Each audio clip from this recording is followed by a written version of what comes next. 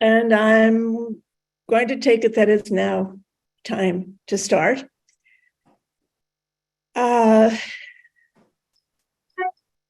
Of course, this is familiar to everyone. There are countless war memorials. So for this 4 weeks, I've plucked some. The first two classes probably are going to have a lot of Greek and Roman, largely because their memorials were the ones that were the standard almost till the 20th century for other countries, other situations. The memorials actually, there's this kind of like standard typology, but there is a fair amount of difference, like whether they are to celebrate a victory, to memorialize the dead, to do a kind of muted kind of flattery by saying, look what great enemy we had, because we therefore have to be so much greater than our enemy. And in World War II, there are some places that were left as they were devastated as memorials to as a kind of a constant, enduring, visible plea for peace. So in all of war memorials, of course, it's the message that matters most. But we start with the one here at hand.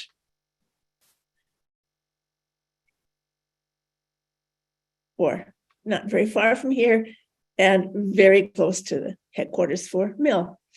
The monument in Edgemont Park that went up in the 1920s, and in the town historian's description of this, it's really wonderful. He states this issue very succinctly. There was an agreement that there needed to be some kind of local memorial for the 69 people who died in World War I. There was a lot of discussion of where it would be and then what it would be. And this is the way that it was put about what it should be: a flagpole, a fountain, a monument, or a memorial hall.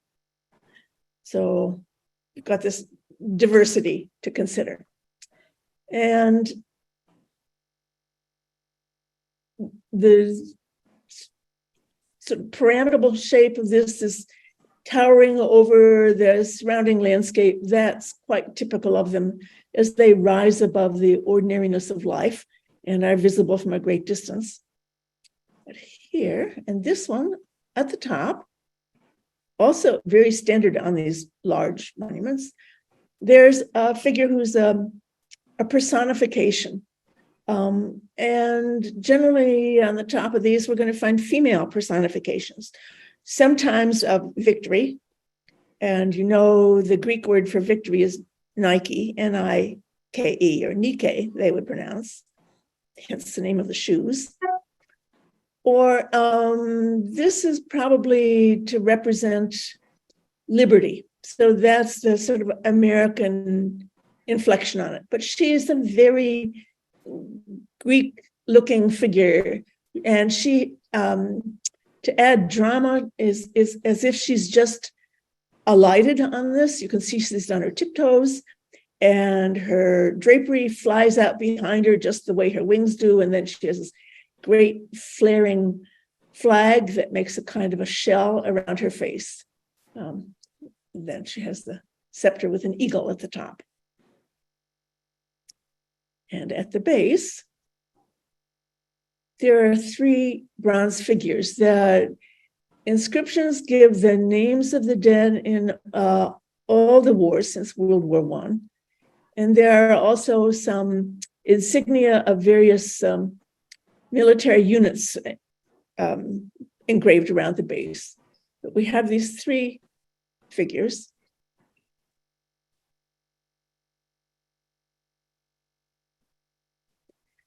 There's a soldier, an infantryman, and a sailor. And then this somewhat larger figure behind, I think you can see she's got a strange headdress, and it's a she. Yeah, it's easier to see over here. But she puts her arm on the figure. Now, sometimes she's called Columbia. So that would be that she's a personification of the United States. But she's presented as if she were a Greek classical figure yet again. So all the sacrifices and the war was felt that the most fitting way to ennoble it is to rephrase it in terms of the classical past. And we're going to look at the classical past. This. Some of you who have traveled in Greece, I don't know, you're going to recognize this pile of dirt, but some of you might have been there. This is the mound at Marathon, where there was the victory that is sometimes taken as the beginning and validation of democracy for the Athenians, and is certainly the battle here was the founding moment for Greek history as we know it. It's about 40 feet high, 150 feet across. What kind of a memorial is that?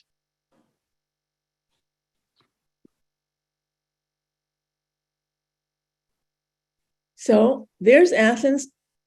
Marathon is right over here.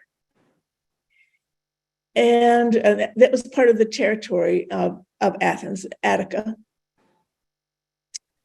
And in 490, it was attacked by the Persians under Darius.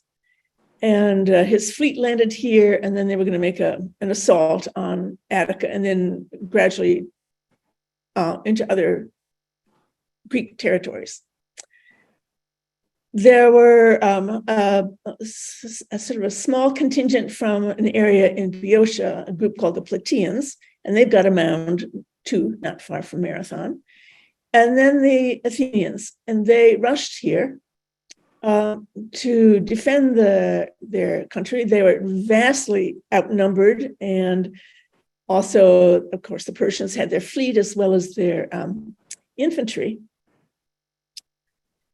And the Athenians,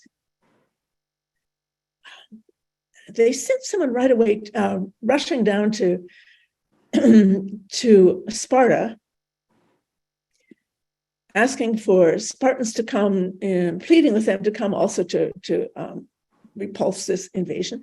But the Spartans wouldn't come because they said it was the day when they were, it was a sacred day. They were certain religious rites, so they couldn't come at that day. So that it was the Athenians themselves and just this small group that managed to repulse the Persians. The term marathon, it's based on a legend probably that developed, which was that one of the Greek soldiers here raced down to Athens. Some say, others say raced all the way to Sparta. Once the Athenians turned back the Persians, and he raced all the way into Athens and collapsed and died when he reached there. But that's the source. That wasn't even a story that mattered until the development in the modern age of the Olympics, and they decided to have a race, and they gave it the name the marathon. But here it is from the air. Well, this would not be any standard kind of a burial, even in the early 5th century in Greece. Most burials are like the ones you see when you go to the Met. They were carved, some sort of figural decoration on a stone slab. So to have the dead buried like a mound like this, why would they do that? Well, it is because they were looking to their past, to what was at that time believed to be the great tombs of the heroes of the age of the heroes, the age of Heracles, the age of the Trojan War. And this now is another one. If you've been to Greece, you probably visited the so-called Tomb of Atreus in Mycenae. These great mounds, although the early Greek tombs like this, the tombs of the heroes, were almost all marvels of engineering and construction. They're called beehive tombs. There's no masonry used, but they're these great hollow beehive-shaped interiors. Whereas at Marathon, the excavation that's been done here, it's just largely ash and a few bones in there. So the 100 and some people, men who fell in battle, are buried there. This mound is a way of acknowledging them as being as great as the heroes of the past. Most other Athenians who died in battle had monuments lining the road going into Athens. Only these men who died at Marathon were thought to be of such great valor that they needed to be memorialized at the spot where they died.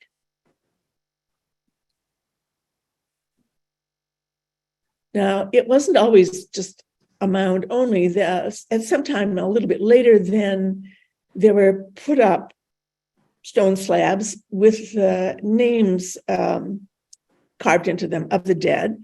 And they were arranged not by military unit, but what clan or what political division they were born into in Athens. So there was that. And then there was probably about a generation later, they did some more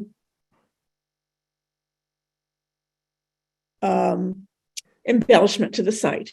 But there was something else at the time, and the original is long gone, but it's the term for what it was that is very present in our language. There was a trophy. The Greek word for trophy is a tropeon. And tropeon ultimately comes from a word tropoi in Greek, which means the turning point. It's a monument that would be erected at the geographical spot where the battle turned, where the enemy were routed. And at Marathon, it probably was just a tree. And on that tree would be hung the arms and armor of the defeated. Now, that kind of image then lives on as these kind of trophies. This is long before there was a cup. I mean, this is what a trophy was. It marked that precise point in the battle, and it always had this kind of presentation. So it looks almost anthropomorphic. So on the branches of the tree, these are shields. This is a Roman coin because the Romans alter it slightly. So their standard image will show a male and female captive also at the back. But at Marathon, they didn't take captives.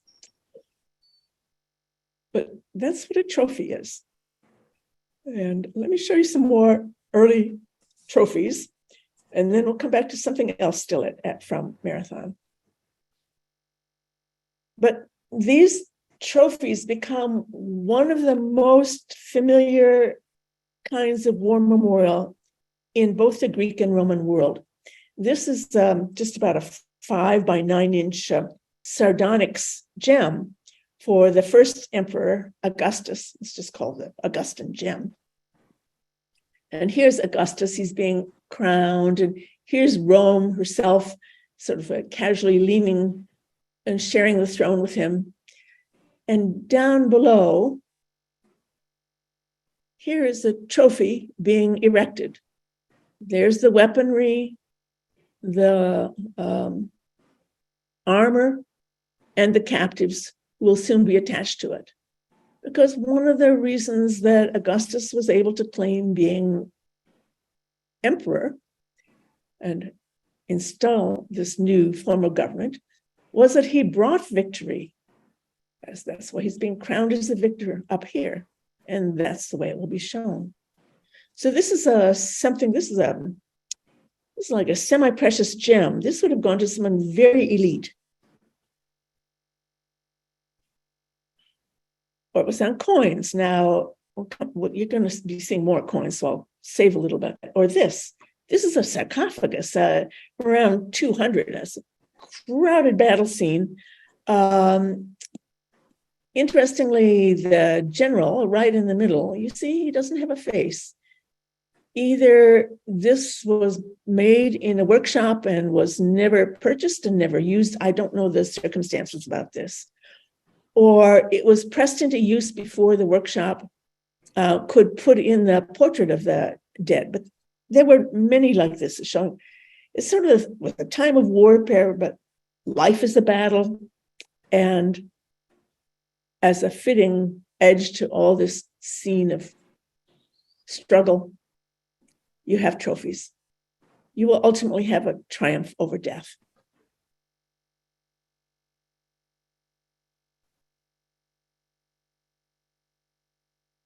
So Marathon had the mound, then had the trophy, and then probably about a generation later, they seem to have erected a large sort of memorial column. Now, this has been only discovered in the 20th century. These are two of the blocks and the capital part of it that survive. And you can tell, I mean, from the size of this, the man standing there to give you just a sense of scale, be much, much larger than this. This was reused as the head of a well, and these two blocks were built into structures in the area. So it was, well, it's a miracle that even these survive, but then the stone was reused later. But on top of this column, this is such a big column, and the base is so broad. It's not very likely there was a sculpture, as there was at Edgemont Park. And probably the figure would have been a Nike. Now, here's a surviving, very fragmentary Nike from the middle of the 5th century. It was found in Olympia. And I'll show you a reconstruction of the way it was originally. But you see, it's again that idea that this is where the 20th century got the idea that to give drama to the scene, she is just landing. This is the moment when victory is being achieved. And she comes in, and of course, she as one of the divinities is responsible for bringing victory to whoever it is that won.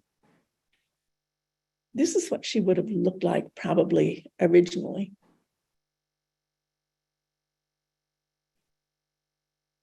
And she was in Olympia. See her over here? On this very high column. Now, this is the Temple of Zeus. This is where the Olympics were. And the whole area was largely under Spartan control. So this was an Athenian monument. This is a stick it to the Spartans. It was over a minor skirmish between the Athenians and the Spartans, and the Athenians won.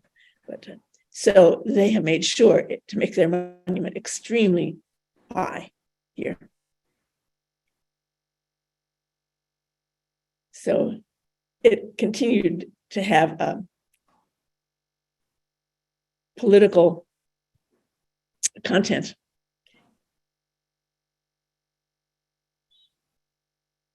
So we go from ancient Greece over to Greek territories of the kingdom after Alexander the Great. And we're going to look at 3 things connected with that. Over here on this small island, the Nike of Samothrace, and then some sculpture from Pergamum, which was one of the kingdoms that of successors to Alexander.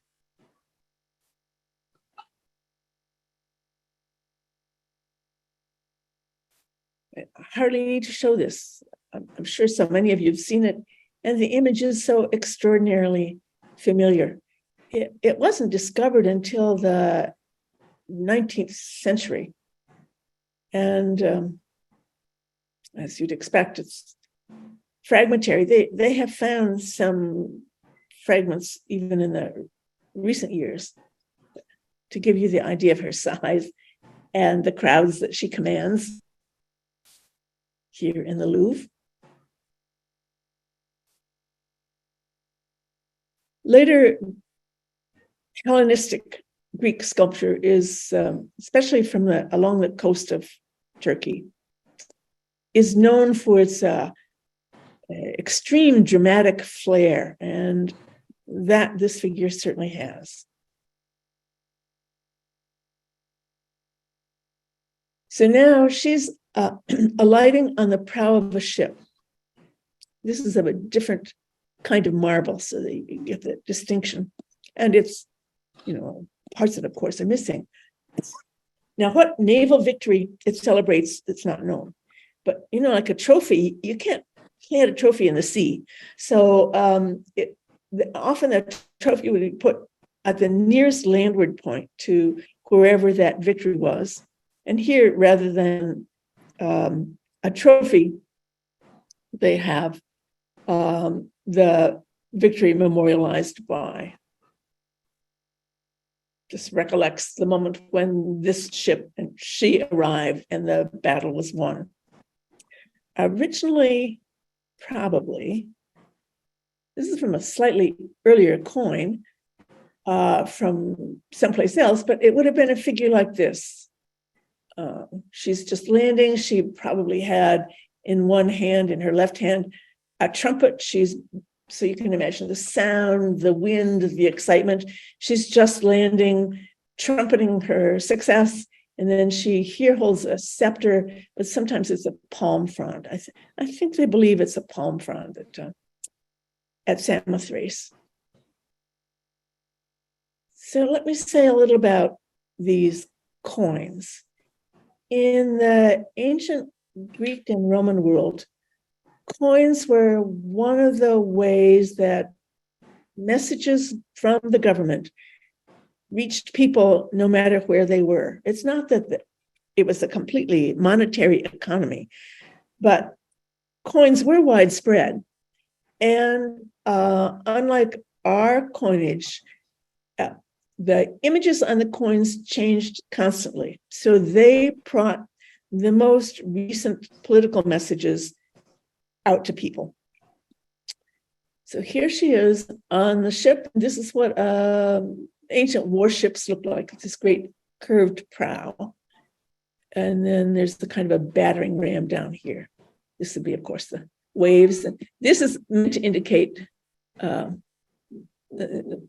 carved decoration on it. And this is thought to be what the monument looked like. You had to climb up a rough set of stairs, and she would be up above, and then there would be water in here. And this was dedicated probably to the gods who were thought to bring victory. And it was in a sanctuary of the great gods. So that's around 200 or so. And then, well, around that same time, maybe a little later, we have monuments from the splendidly rich, sort of Johnny-come-lately Hellenistic kingdom of Pergamum. And here you see just a part of the city with the tourists going through it on the coast.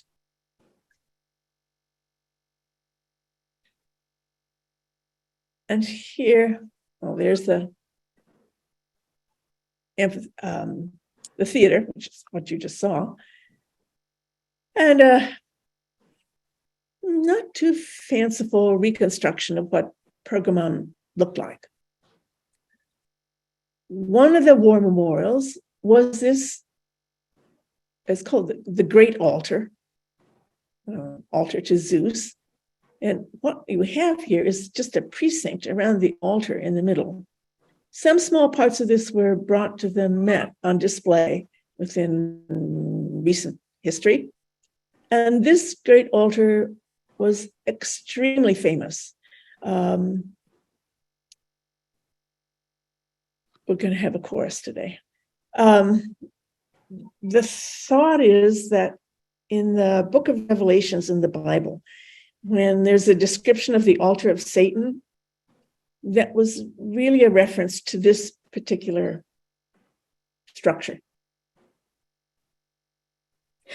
Well, now, if you want to go see what survives of it, you go to Berlin. There's a museum of the Pergamum altar.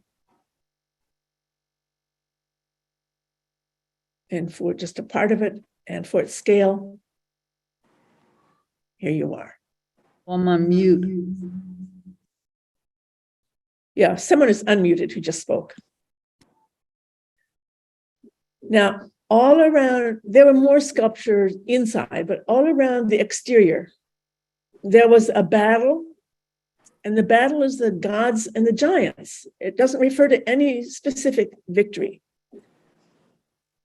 But the theme would be the giants are this civilization that existed before the giants. They were replaced by the giants.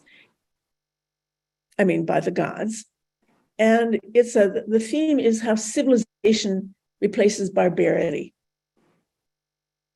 And probably refers in ways that are a little veiled to a whole series of victories that Pergamum won, because Pergamum was constantly being besieged by different nomadic tribes who not so much wanting to take the city because they didn't have the organizational capacity to rule a place like that, but they wanted to be bought off so that they would stop. They wanted the wealth from Pergamum that way. But so here's just a section, and for you to imagine, these are the giants are snaky-legged creatures. That's why you have this here. And what it would be like, these are well over life size, as you saw, to walk up these stairs where these figures are just literally falling out of the wall onto the steps where you are. So it's just hugely effective theater.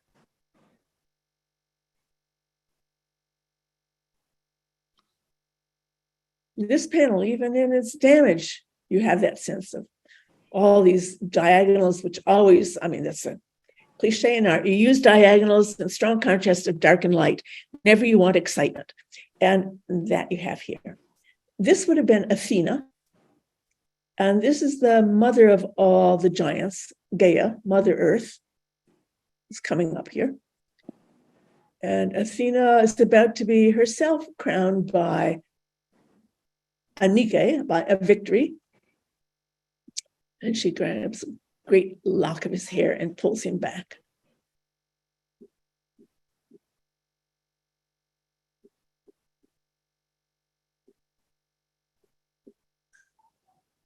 Now, this is a composite slide. You can see these two sections don't belong together.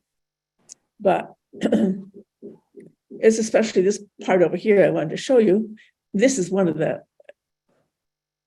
kind of gripping details where the hound of one of the gods is chewing on the giant who's gouging the eye of the hound. But this fallen warrior, it's his shield. That shield with that radiating pattern, that's the pattern of Alexander the Great, of Macedonia. And pre-Euro, it was still in Greece, the image on the 100 drachma note. So that's just one of the indications we have that those were sort of like incorporated allusions to various victories, actual historical victories in this epic battle between the gods and the giants.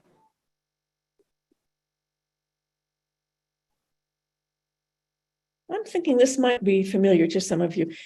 This figure came to the National Gallery in Washington. And had I not done some more reading for this lecture, I would have presented a whole interpretation of this that now is evidently superseded. But this is a very well-known ancient sculpture. It's called the Dying Gaul, the Wounded Warrior, the Dying Trumpeter. And you see there is a trumpet here on the ground and a broken sword here. The wound is there. He's trying to hold himself up, but he is, through loss of blood, gradually losing consciousness. This was found in the early 17th century in Rome. But, as in much of archaeology, you have to put a piece from here and a piece from there together, and you hope you weave together a story that's not only plausible, but true. It's a Roman copy of a Greek sculpture, and probably from Pergamum, because it has that same kind of very dramatic flair to it, and even the way the body is done is similar to some of those on the Great Altar. And it was thought, so this, if you look at older books, this is going to be what you find, that in Pergamum there was a monument, this we know from the literature, and the base of the monument still exists, to the victory over they called them the Gauls. They were a Celtic people. Later, the Romans called them the Gauls or the Galatians. They were that nomadic people that was just kept harassing Pergamum. Now, this figure has the torque, which was the part of the standard costume for those people. And he's very definitely a different facial type, and I'll show you a detail in a moment. And the hair was originally spikier than this. It's been trimmed off when this was restored in the 17th century. Bernini worked on the restoration. And that's when this was also polished, so it looks more like marble. But it was thought that this was from a monument with another sculpture that I'll show you in a moment, that commemorated one of those victories, repulsing these Gauls, these Galatians from Pergamum. And what would have made it so extraordinary is it was a monument that only showed the defeated. And you have to say that he looks extremely heroic, and he is heroically fighting against his approaching death. And if that were so, this would be a different kind of war memorial, because it would be saying, how great are we that we can conquer enemies of this strength, this internal strength, and this kind of physical strength.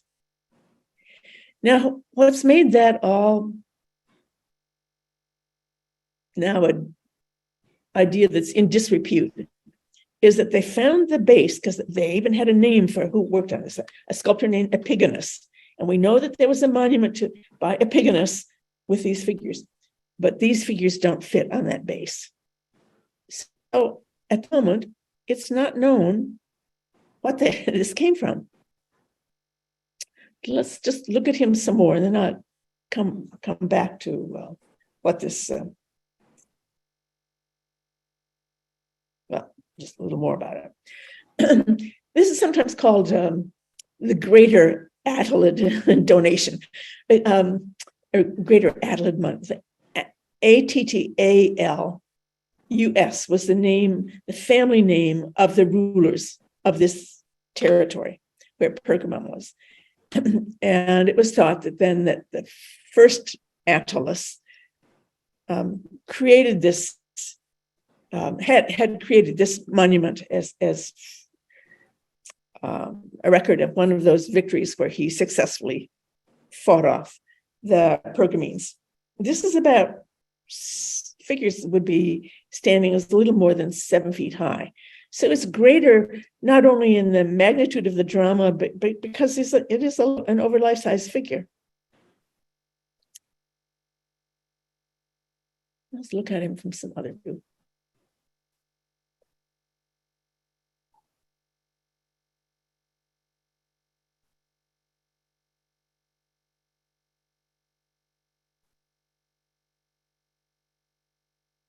And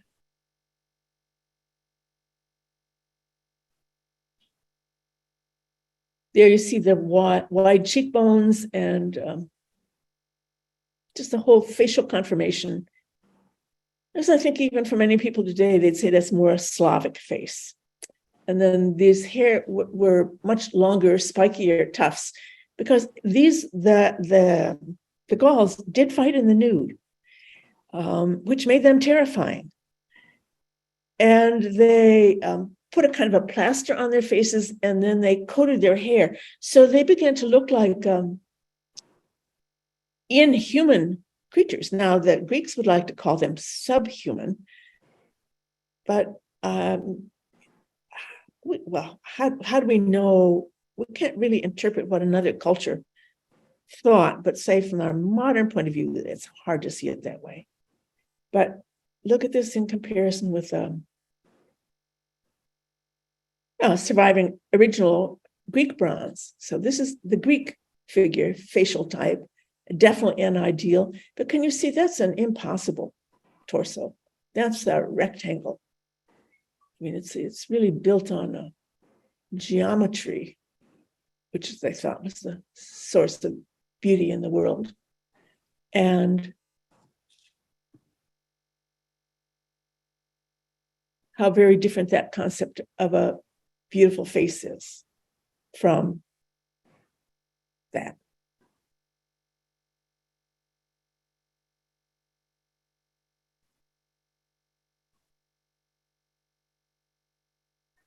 Thomas Jefferson wanted either to get this or a full-size copy of it for Monticello. This figure becomes just extraordinarily famous. I mean, Louis XIV had a copy. A lot of rulers had copies of this. And it becomes a model for many artists. This is Velasquez. Used it. This is a classical painting of Mercury with a figure named Argus. And he used that for his figure here. Or this is David in the 18th century. So it becomes a standard in Western art.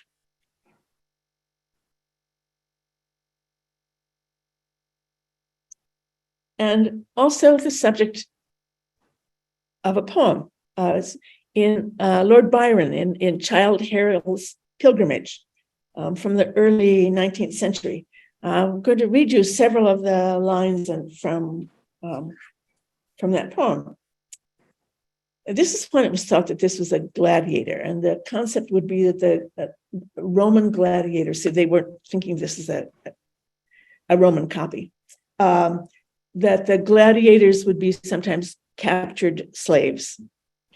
Well, he says, I see me before me the gladiator lie. He leans upon his hand. His manly brow consents to death, but conquers agony. And his drooped head sinks gradually low. And through his side, the last drops, ebbing slow from the red gash, fall heavy one by one, like the first of a thunder shower. And now the arena swims around him. He is gone, ere ceased the inhuman shout, which had hailed the wretch won. He heard it, but he heeded not. His eyes were with his heart, and that was far away. He recked not of the life he lost, nor prize, but where his rude hut by the Danube lay. There were his young barbarians all at play. There was their Dacian mother now. Dacia, that's about the area of Yugoslavia. He, their sire, butchered to make a Roman holiday. All this rushed with his blood. Shall he expire and unavenged? Arise, ye Goths, and glut your ire. So,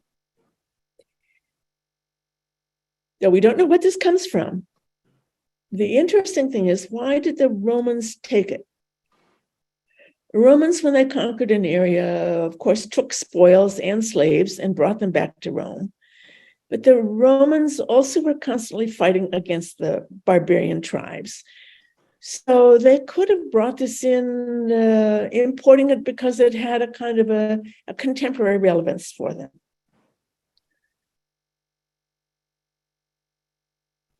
And then this is the other figure that surely comes from that same group.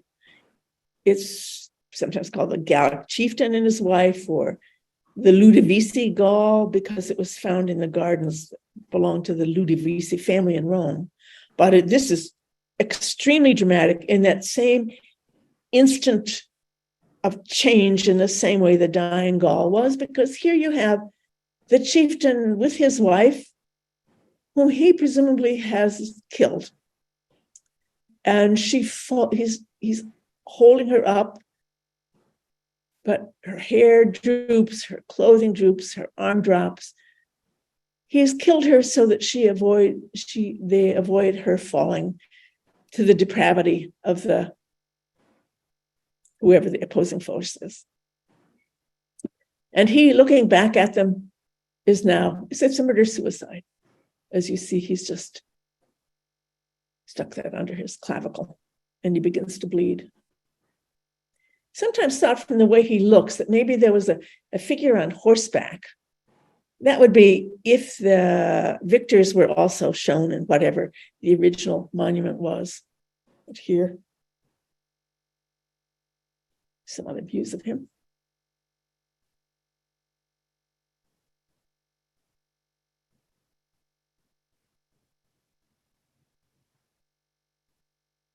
It's hard to get a more stirring memorial than this. Now, here.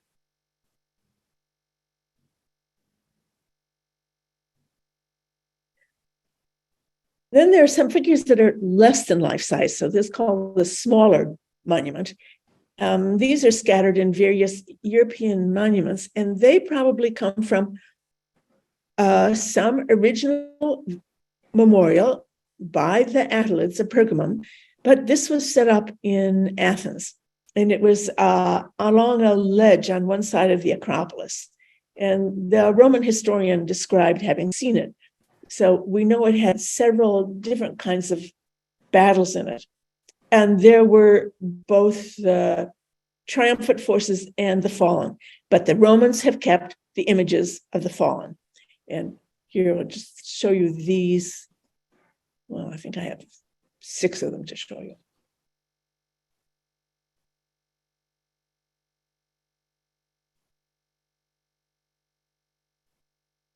So that would be the Gauls, same subject as we saw before. The Persians.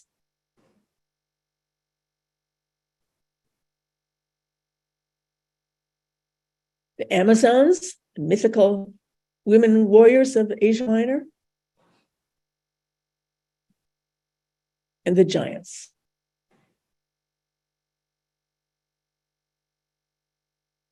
And 2 more that can't be identified. I just forget this one over here. That's from the Great Altar. But this figure here, and you see his wound. And one more.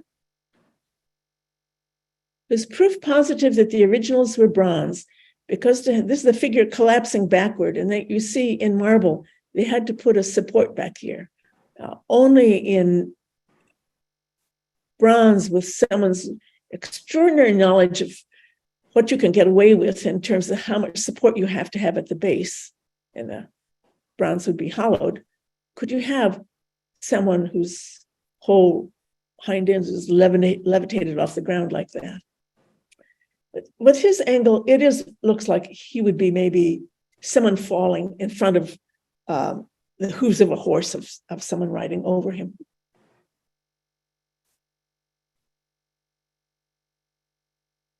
Well, after all that drama, this looks like nothing. This is Rome.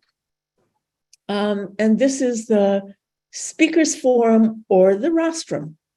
Get to another word of ancient war memorials of considerable significance. Now, the rostrum, here's a reconstruction of what it looked like, was the speaker's platform in the Roman Forum. And it's called the rostrum because of this decoration. And you see it on these columns too. These are called rostral columns. It's rostrum, it's like a speaker gets up to the rostrum to speak. What a rostrum is, well, this is what the Roman rostrum looked like originally, but let's go beyond that here. This is a drawing of a Roman warship. And it's this part down here. It's a bronze-covered battering ram in the warships.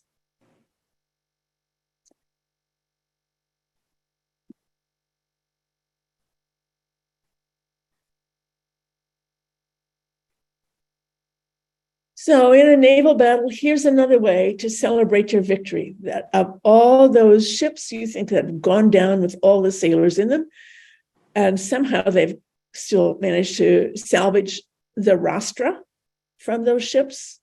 So these celebrate naval victories. And it is through the power of being victorious in war that, of course, that the Romans were able to have civic power over their fellow citizens. This is a reconstruction of probably the first one that's known about from the 3rd century BC. And it's just like little anchors, and then these would be the rostra.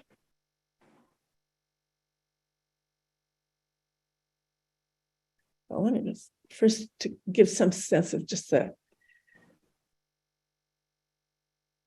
how the sense of triumph stays with these. In the time of Cicero, Cicero was vehemently against Mark Antony. Mark Antony had Cicero killed and his head and hands displayed up here.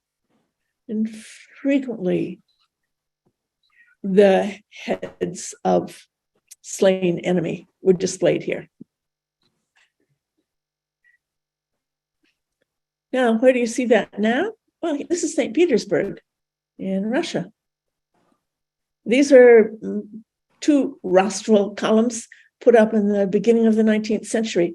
Actually, they're used as lighthouses. And they don't refer to any particular victory. The Russian site says that they celebrate Russian power and majesty. And where do we have one? Well, in Manhattan. It's the Columbus Monument.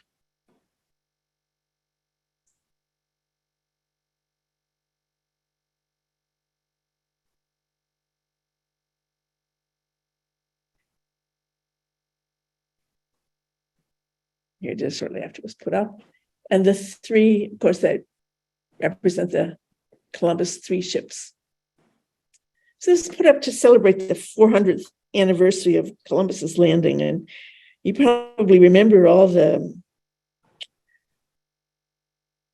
discussion about whether this should be dismantled, because it was such a colonialist triumph. And so overlooked many people who helped to build this country. But then it was New York State, I think it's Commission on Monuments, decided that it should be kept, and then it went on the National Historic Register, so it's kept.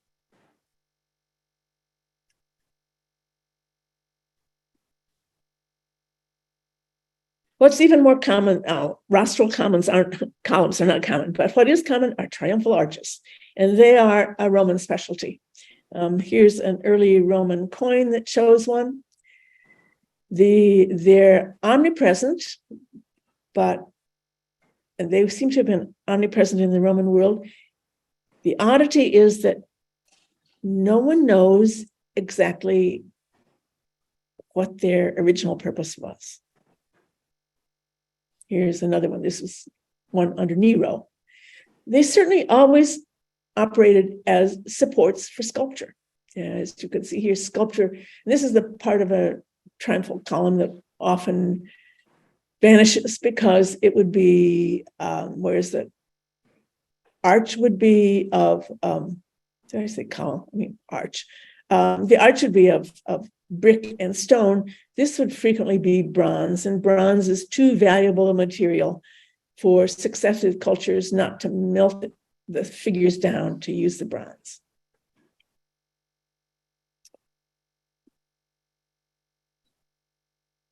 You can see they were loaded with sculpture.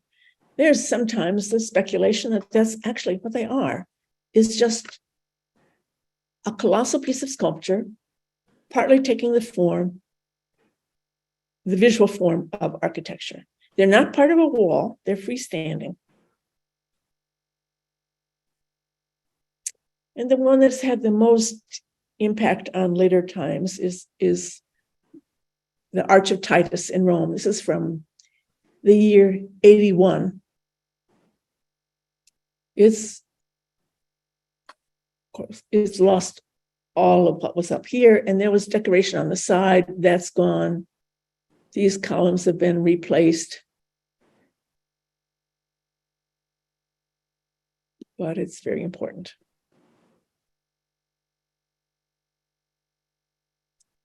This is what it looked like in the 17th century. It was, as in so many of the surviving ancient architectural monuments, reused by being built onto or built into. And this became the base of a tower, a fortified medieval tower, and then buildings were attached to the sides. So that's, these are two, this is an 18th century painting. Oh, it's still partly attached to other structures.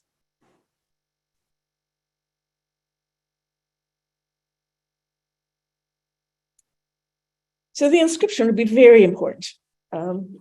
This is, let me give you here what this one actually says. I have here, yes. The Senate and the Roman people dedicate this to the deified Titus Vespasian Augustus, son of the deified Vespasian.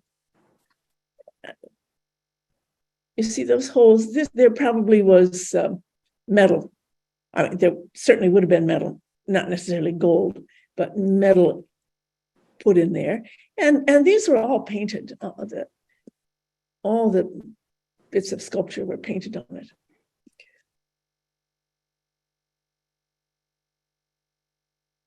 And these things drip with message. Well,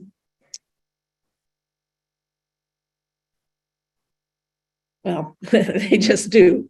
One of the messages here is now an arch in itself had meaning because it always represented the heavens. So it suggests the celestial realm. It suggests the presence of the gods. And in this case, at the very center, in this recessed coffer, and I'll show you a close-up, there's an eagle. And on the back of the eagle, well, it's kind of hard to show it on the back, it's like over the head of the eagle, there is a portrait of Titus. The Senate had voted to make, as the inscription said, to make Titus a god. Deified Titus, and that's his apotheosis, as he's being lifted up into the heavens. And it's largely an arch that celebrates, this is 81, but it celebrates victory from a decade before, his most consequential victory, which was over the Jews in the Roman Jewish revolt and the destruction of the Second Temple. Now, it has many figures on it. Here, these are victories with trophies. Let's see. Take care of the trophy. And then here's the eagle. I have a better detail of the rather homely man that Titus was. They had some trouble showing the ear in foreshortening.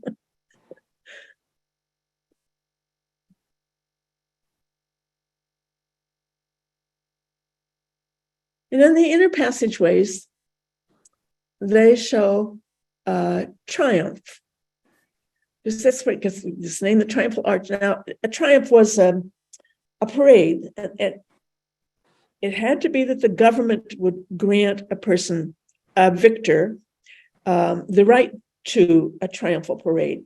You had to come through in one gate. Unfortunately, they don't know where this gate is in Rome, called the Triumphal Gate,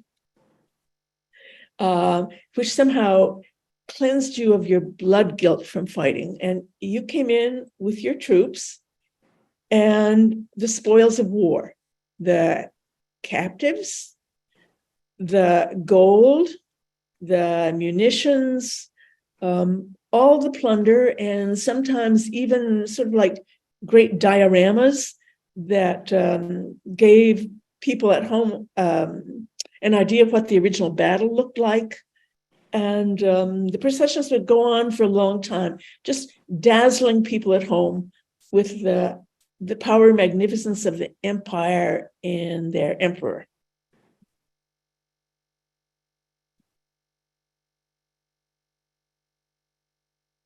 Now, as you can imagine, since this was used as a building, it's quite battered. And when you find holes like this, that's generally a sign that there have been timber beams put from one side to the other at that level.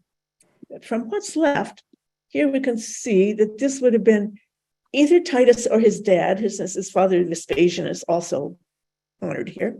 And his father had actually preceded Titus in the Roman-Jewish War, in a triumphal chariot drawn by 4 horses. That's called a quadriga. And he's being crowned by a victory. Then this bare-chested man, that wouldn't be any man in the battle itself, but he would represent probably valor. And this woman wouldn't be leading these horses either. She's virtue. So forces larger than human life join into the parade. And on the other side, you see the explicit references to the destruction of the temple. And you see that the procession is going to go through an arch topped by sculpture, like maybe by a quadriga.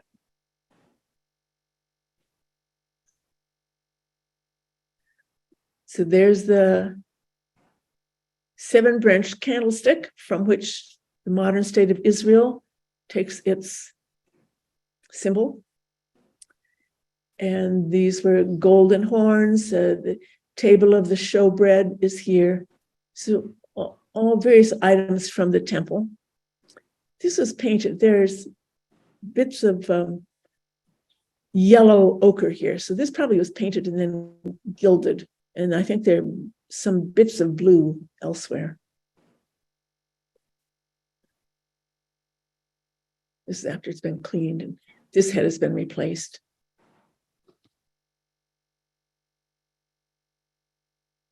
So it becomes a permanent memorial of an ephemeral event that's important in the life of the empire and of the emperor. And I believe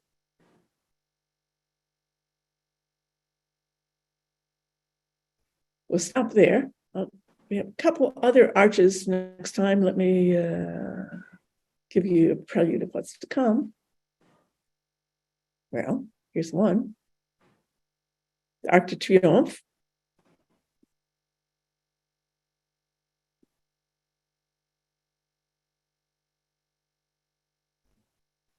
and the Triumphal Arch and Prospect Park. All right, that's it for today. And if anyone has any questions, comments, of course, please raise them. Maggie, did they use much paint on many of these? Yes, these all would have been painted. They the thought of just white stone sculpture, that wasn't even a thought that they had. We know that from even bronze sculptures, because in bronze sculptures, like there's a different alloy we use for the mouths, and the eyes would be inset glass paste. So they always did that, yeah.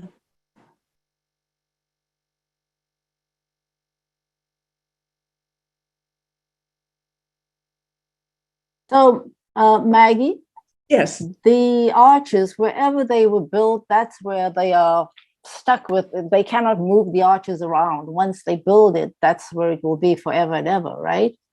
Is there any way that they attempted to move any of the arches around? no, they demolished them instead. Easier to do because they probably have the foundation. Right. No. Yeah, when we get to Arc de Triomphe, I know it took them 2 years to even get the foundation in. I mean, so it's like, well, that's a huge one. But it's really, I mean, these were tremendous enterprises to first the architecture to build that, and then to decorate it this way. They are such a display of wealth, such a display of power. The only stuff they could move around would be the statues above it or inside of it. And the statue above, especially when that is bronze. Marble, when it's burnt, you get lime, and that was used if you're constructing things in brick. You need the lime for mortar, or you cut them up into blocks and reuse them in buildings. But bronze can be anything. I mean, you've got new weapons, you've got new sculpture. You have kitchen implements. Bronze is too valuable. That's why they make it hollow inside. Yep. Well, yeah.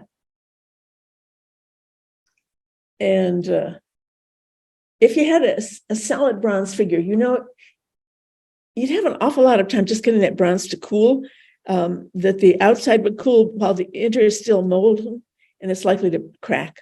So Makes sense. Yeah. Any more? No, I'll look at chat. When I see chat, then I'm lost with anything else. Thank you very much. Yeah, you're welcome. That was great. Thank you. Yes, I really enjoyed it too, Maggie. Thank you. You're welcome. Thank you, Maggie. It's always wonderful. Thank you. Well, it's such a different world looking at these things, isn't it? From looking at paintings. It's a nice change. Yeah. All right. Well, let's see you Keep cool. Next week. That's right. Because I was thinking when I started this, like, was there something perverse that I thought of doing this? I mean, when we're